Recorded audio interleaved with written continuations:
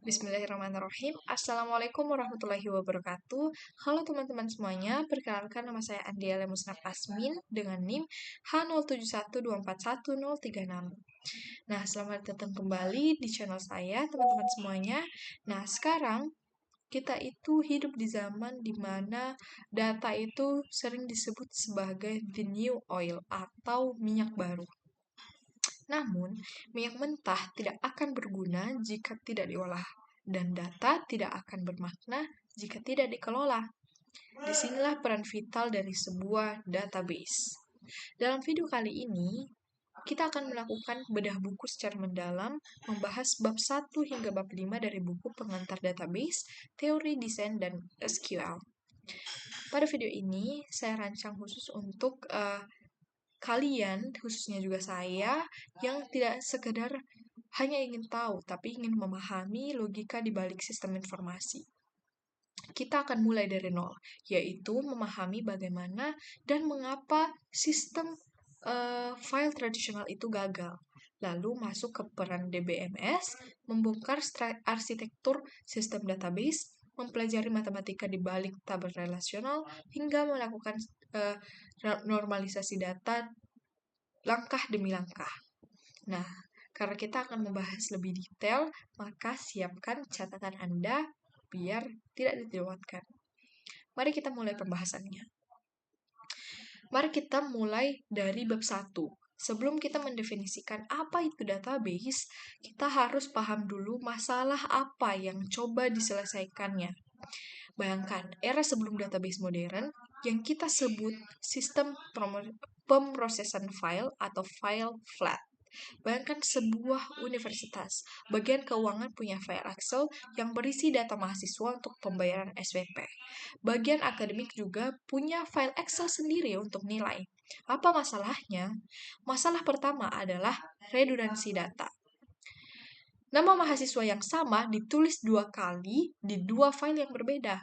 Jika mahasiswa tersebut pindah alamat, bagian akademik mengupdate datanya, tapi bagian keuangan lupa. Akibatnya, terjadi inkonsistensi data. Data yang tidak sinkron dan tidak bisa dipercaya. Masalah kedua adalah isolasi data. Data tersebar dalam format yang mungkin berbeda-beda. Satu pakai file TXT, satu pakai file Excel, dan itu merupakan hal yang sangat sulit untuk dibuat laporan gabungan. Nah, database hadir sebagai solusi. Definisi formalnya di buku ini sangat padat.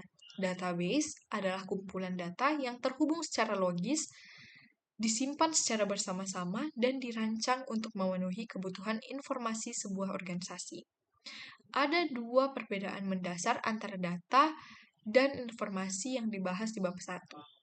Data itu adalah fakta mentah. Contohnya, angka 38 itu data. Tidak ada artinya. Tapi, jika kita beri dia konteks, seperti suhu tubuh pasien adalah 38 derajat Celcius, maka itu menjadi sebuah informasi. Database bertugas menyimpan data mentah tersebut agar bisa diproses menjadi informasi yang berguna bagi pengambilan keputusan. Sejarahnya panjang, dari era penyimpangan magnetik masuk ke model hierarki tahun 60-an hingga terobosan Edgar Cordt tahun 1970 tentang model relasional yang mengubah segalanya.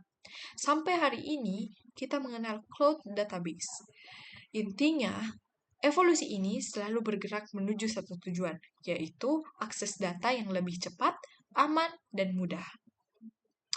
Masuk ke bab 2, kita sering salah kaprah, menyamakan database dengan aplikasi. Padahal, ada satu komponen krusial di tengahnya, yaitu DBMS, atau Database Management System. DBMS adalah perangkat lunak perantara.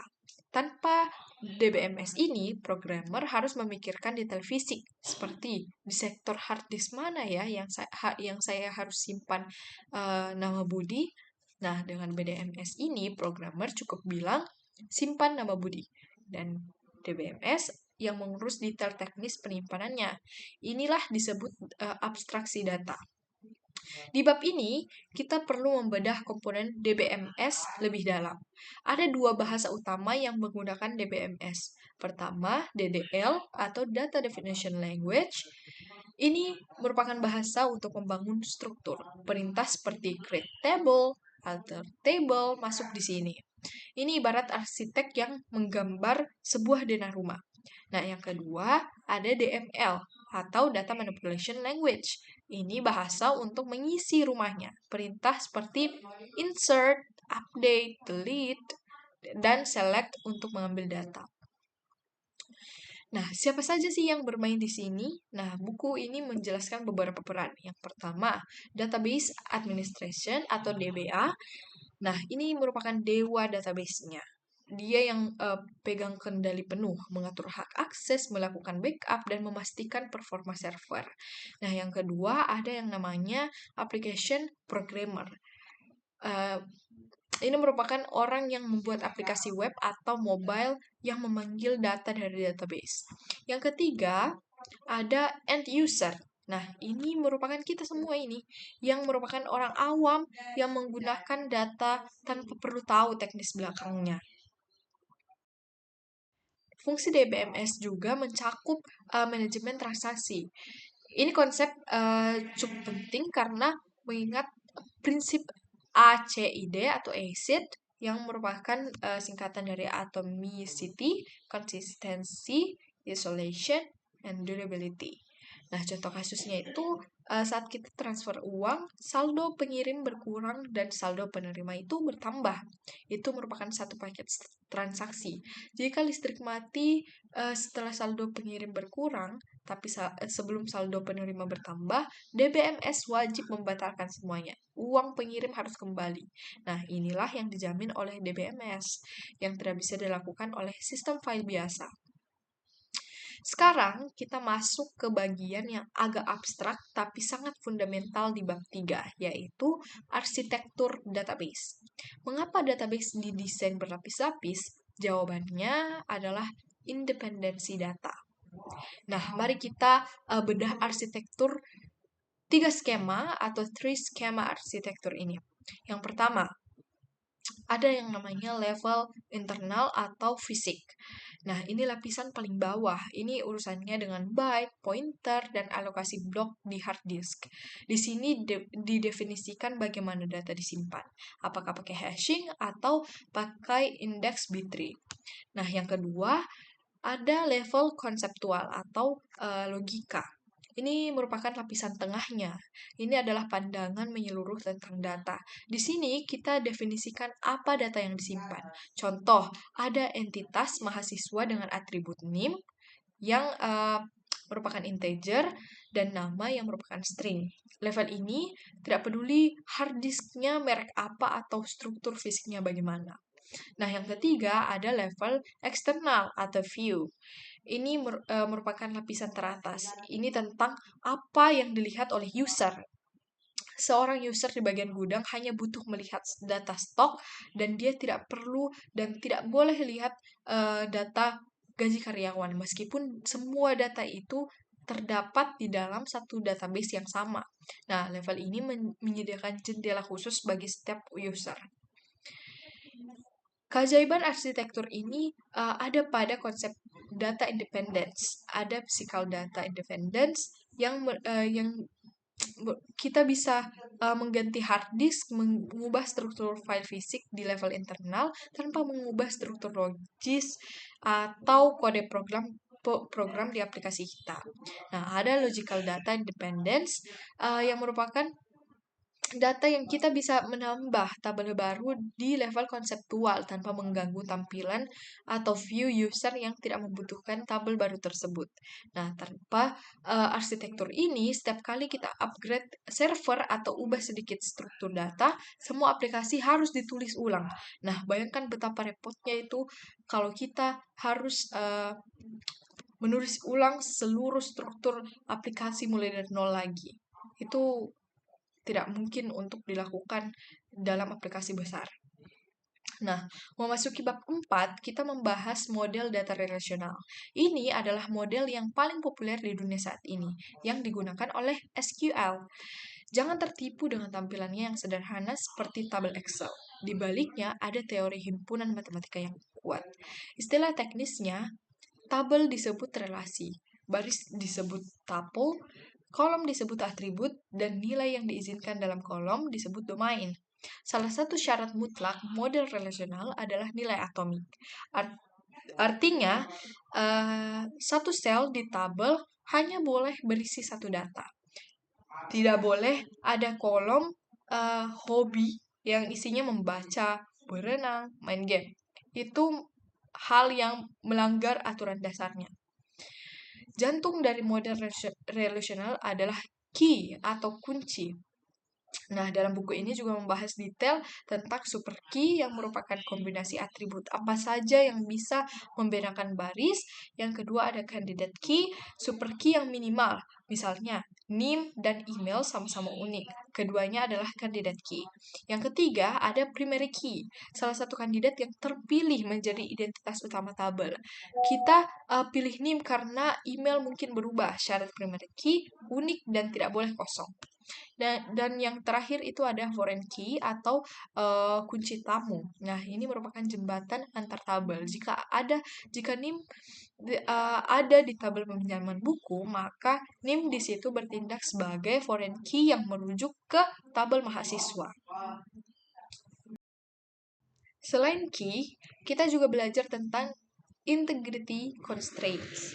Nah, atau batasan integritas. Yang pertama itu ada point entity integrity yang artinya tidak boleh ada baris yang duplikat dan primary key tidak boleh null.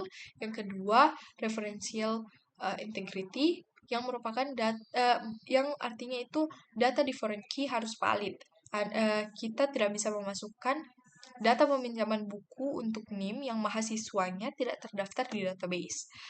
Sistem akan menolaknya secara otomatis. Nah, ini fungsinya itu untuk menjaga agar data tidak yatim piatu atau tidak jelas asal-usulnya dari mana. Nah, kita sampai di puncak pembahasan yaitu bab 5, normalisasi. Nah, banyak orang-orang itu bingung di sini. Jadi, saya akan menjelaskan pelan-pelan dengan studi kasus. Normalisasi adalah teknik mendesain tabel untuk meminimalkan redundansi. Kenapa redundansi berbahaya? Karena menyebabkan anomali update. Bayangkan ada tabel penjualan yang juga mencatat alamat pelanggan. Jika Budi belanja 10 kali, alamatnya dicatat 10 kali. Kalau Budi pindah rumah, kita harus mengedit 10 baris itu. Kalau satu saja yang terlewat, data akan menjadi kacau. Nah, mari kita simulasikan prosesnya dari bentuk unnormalized atau tabel mentah yang datanya itu numpuk menuju 3NF. Nah, langkah pertama itu menuju 1NF atau first normal form, syaratnya itu hilangkan repeating groups atau grup yang berulang. Jika dalam satu faktur ada 3 barang yang dibeli, jangan tulis dalam satu baris panjang, pecah menjadi 3 baris yang terpisah. Pastikan setiap sel itu bernilai tunggal. Nah, dan sekarang tabel kita sudah menjadi 1NF, tapi datanya lagi-lagi masih banyak yang duplikat. Nah, kita menuju ke langkah kedua, yaitu 2NF atau second normal form.